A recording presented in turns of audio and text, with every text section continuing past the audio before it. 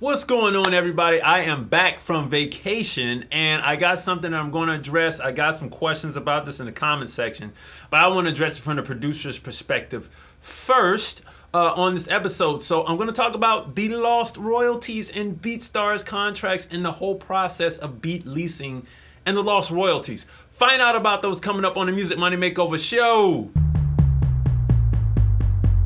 What is going on, everybody? Welcome back to the Music Money Makeover show. As I grow and evolve, thank you all for subscribing to the channel, for downloading the Profit Maximization Checklist, for downloading the Musician's Guide to Self-Publishing #1. As I told you, #2 is on the way. Thank you for all of that. And while you're watching this right now, if this is your first time watching, please like, comment, and subscribe. And if you don't do it now, I guarantee by the end of the video, you will do that. Plus all the other videos in the catalog. Just go click on the side over here or wherever they have my videos posted. Anyway, so these Beatstars beat leases. I'm getting into the top 3 royalties, or 3 royalties rather, that producers leave on the table in the beat lease agreement. Now, I'm speaking from a perspective because I have leased beats on Beatstars. And I'll give you my account and my experience of it. But before I get into my pros and cons, I'm going to tell you these 3 royalties that you're going to leave on the table. All right. So many of you may be artists and you can watch this video as well. But this is for producers on this episode. I'll do the next episode for the artist. OK, and it's going to kind of reflect the same way. Now, for the producer, the first royalty that you will leave on the table is your performance royalty. You may say, wait a minute, hold up.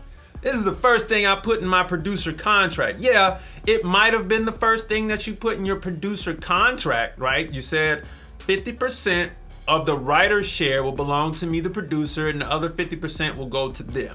Now, I'm gonna give you some common sense that all the people here on YouTube, they talk about these beat licenses. There are plenty of beat makers out there.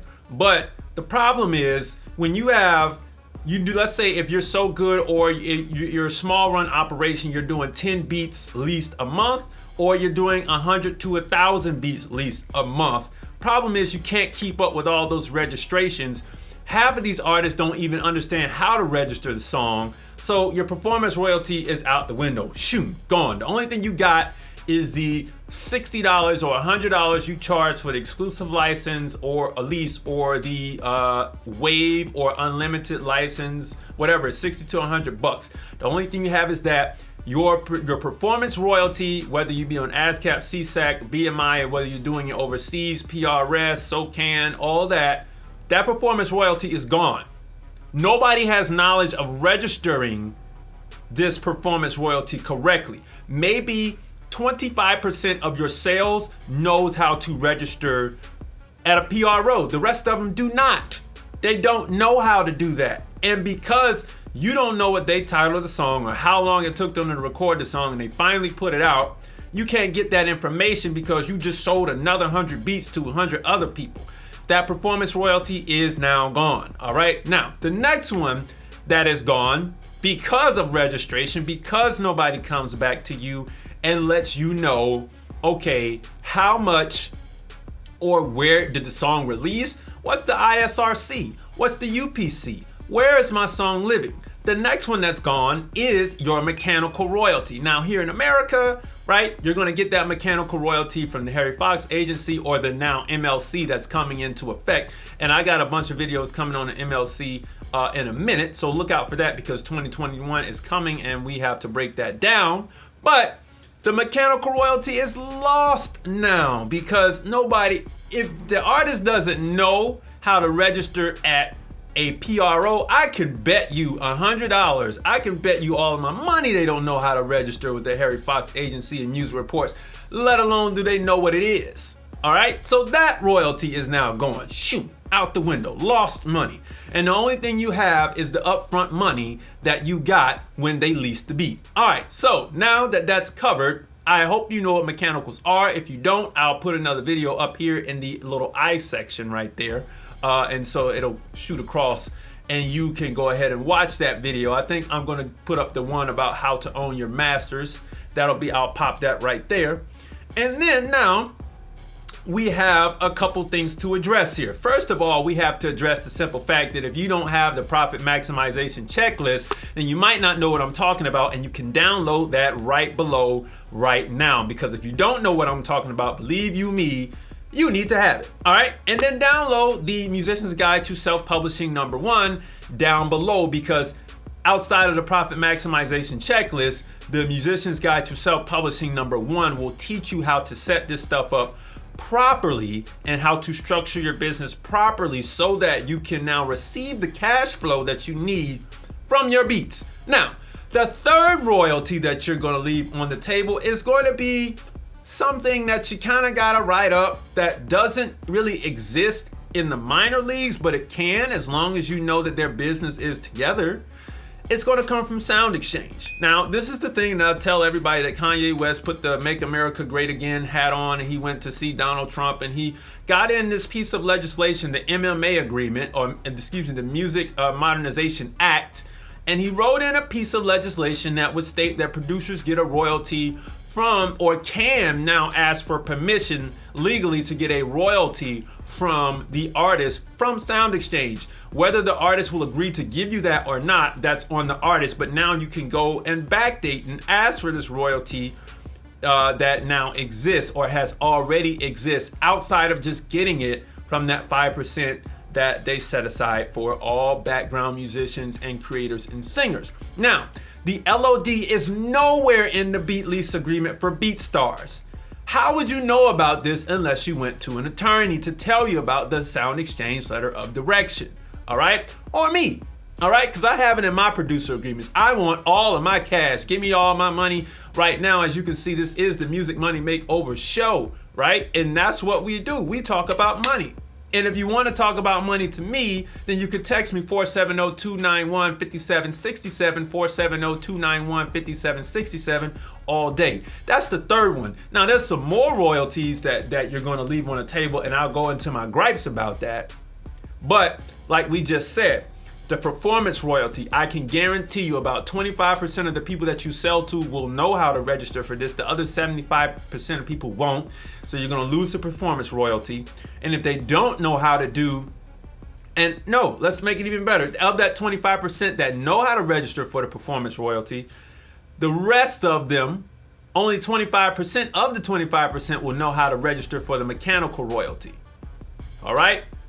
And then of that, more than likely, none of them will really know how to register at Sound Exchange to get that money. So you're going to leave all of that on the table, and then you're only going to have what they paid you for in the beat. I do not like this model. Here are my gripes about the beat leasing community. If you can run this game at a fast-paced rate, meaning you're doing more than 100 sales a month, it may look profitable to you, right?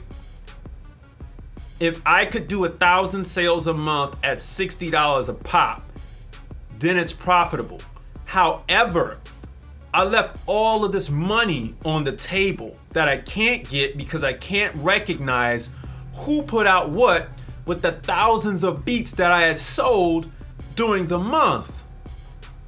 It is a logistical nightmare, and when I did it, I said I cannot do this. There's too much money left on the table. There's too much disorganization.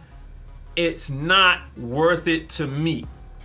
It's kind of like you doing a record deal and they're buying your masters and you're focusing on building your brand versus owning the masters. So when you get old and gray and you don't have any, nobody wants to buy anything from you anymore, you just get tired of the whole game as a whole, you leave and you don't have anything left. It's the same thing with the producer. You sell or lease all of these beats, you don't get the royalties from it, and when you get tired of doing it, only thing you have is the money. You don't have any back end because you could not find these artists who had your beats. All right? Some may buy these beats, they may not release them. Some may release them and you will have it in your contract who bought it. Then you got to find that person. So this is the confusion process here. The performance royalty is lost. the mechanical royalty is lost, and the sound exchange royalty is lost. All right? Now, the last gripe that makes it all lost is just the registration of it all. Okay? You can't even get your sound exchange royalties if they don't put all the information in sound exchange correctly. That's gone. All right? What if they don't put your name in the credits? Okay? If you can't get access to the ISRCs, there's a lot of registration you can't do on your own behalf. If you don't get the IPI number from the artist in your contract, you can't register the song. And how would you register the song if you don't know the title?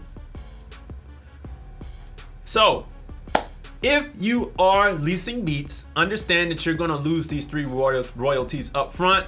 And I hope that you can get a momentum going with your strategy to sell these beats as fast as you can so that it is worth your time and so that you make money. Anyway, download the profit maximization checklist below, and then download the musician's guide to self-publishing #1 below. Also, if you want to give me a call, if you want to hop on a call because you have a lot of stuff that you need to work out strategy-wise with your business, you can do that by texting me 470-291-5767. That's 470-291-5767.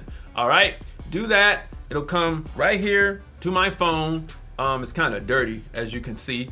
And I'll hit you right back. And then you can also get some of those downloads below. If you text me, you'll get them right to your phone and you can download them. All right. Anyway, that's been the Music Money Makeover Show for this week.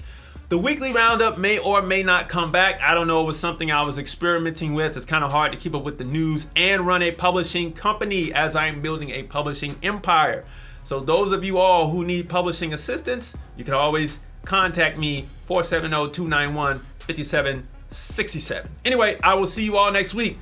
Peace.